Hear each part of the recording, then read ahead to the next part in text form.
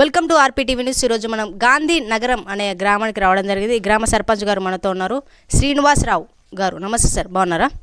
బాగున్నామమ్మా. ఈరోజు గాంధీనగర్ వచ్చిన ఆర్పీటీవీ న్యూస్ వారికి ధన్యవాదాలు. నా పేరు కోడూరు శ్రీనివాసరావు, వరంగల్ జిల్లా సంగెం మండలం గాంధీనగర్ సర్పంచ్గా ఏకగ్రీవంగా ఎన్నుకోవడం జరిగింది. ఓకే సార్, గతంలో జరిగిన డెవలప్మెంట్, ఈ సంవత్సరంలో మీరు చేసిన చేయాలనుకుంటున్న డెవలప్మెంట్ ఏంటి సార్? మేము ఈరోజు పక్కా గృహాలు కట్టియాలని ఒక 11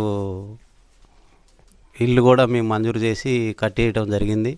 ఇంకా ముందు భవిష్యత్తులో కూడా ఇంకా 30-40 ఇల్లు పక్కా గృహాలు నిర్మించాలని కాంగ్రెస్ ప్రభుత్వం తరఫున మేము తీసుకొని వచ్చి ఈ ఊరిలో ఉన్న పేద ప్రజలకి పక్కా ఇల్లు కట్టేయాలని మేము చాలా కృషి చేయాలని చూస్తున్నాము.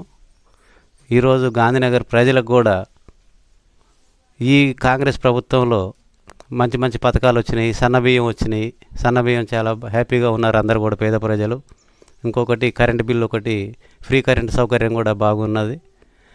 అదేవిధంగా బస్ సౌకర్యం కూడా మహిళలకి ఉచిత బస్సు సౌకర్యం కూడా చాలా ఆనందం వ్యక్తం చేస్తున్నారు మహిళలు.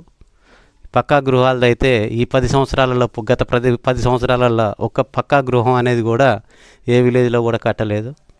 ఈ ప్రభుత్వం రాగానే, రేవంత్ రెడ్డి గారి ప్రభుత్వం రాగానే ఈ ఊర్లో కొత్త ఇందిరమ్మ ఇల్లు చాలా పేద ప్రజలకైతే చాలా సంతోషం.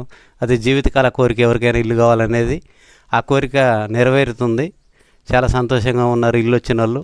రావాల్సిన వాళ్ళకు కూడా ఇల్లు తెప్పించి ఇస్తా అని కూడా నేను చాలా మా ఎమ్మెల్యే గారు రేవూరు ప్రకాష్ రెడ్డి గారి సహకారంతో ఇంకా చాలా అభివృద్ధి పనులు, మిగిలిన సీసీ రోడ్లు, 2 దేవాలయాలు అవి కూడా కొంచెం వర్కులు పెండింగ్ ఉన్నాయి. ఆ పెండింగ్ వర్కులు కూడా పూర్తి చేసి నేను ఈ 5 సంవత్సరాల పీరియడ్లో చాలా మంచి మంచి కార్యక్రమాలు చేసి కాంగ్రెస్ ప్రభుత్వం అన్నదండలతోటి చాలా పథకాలు చేసి ప్రజల మన్నలు పొందాలని నా యొక్క కోరిక. ఓకే సార్, మిమ్మల్ని మీ ప్రజలు ఏకగ్రీవంగా ఎన్నుకున్న మీ ప్రజల కోసం ఏం చెప్పాలనుకుంటున్నారు? వాళ్ళకి చాలా ధన్యవాదాలు తెలియజేస్తున్నాను. ఏకగ్రీవం అనేది దాదాపుగా ఈ రోజులలో కూడా చాలా గొప్ప విషయం. మా విలేజ్లో ఉన్న ప్రజలు ఏకతాటిపైకి వచ్చి అన్ని పార్టీలకు అతీతంగా ఈయనైతేనే మంచి పని చేయగలుగుతాడు.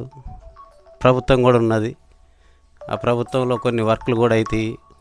లేని ప్రభుత్వంలో సర్పంచ్ గెలిచినా కానీ వర్కులు కావన్న ఉద్దేశంతో నాకు ఏకగ్రీవంగా ఇవ్వటం జరిగింది. ఓకే సార్, మీ పాలకవర్గం గురించి ఏం చెప్పాలనుకుంటున్నారు?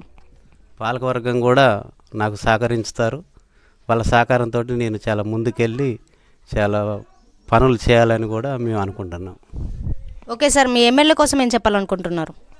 ఎమ్మెల్యే గారు చాలా మంచి వ్యక్తి, మంచి పనులు చేస్తున్నారు.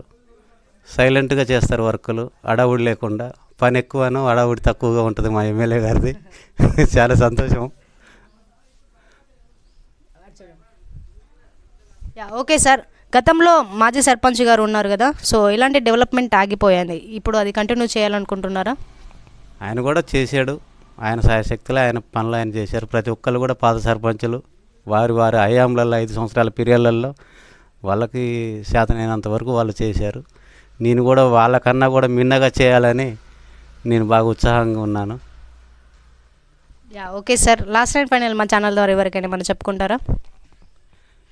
రేవంత్ రెడ్డి గారికి, మా ఎమ్మెల్యే రేవూరు ప్రకాష్ రెడ్డి గారికి, మా పాలక వర్గానికి, మా వార్డు మెంబర్లకి, మా ఊరు గ్రామ ప్రజలందరికీ కూడా ధన్యవాదాలు తెలియజేస్తున్నాను. సో ఇదండి ఈరోజు ఇంటర్వ్యూ. చూస్తుండండి ఆర్పీటీవీ న్యూస్. Thank you.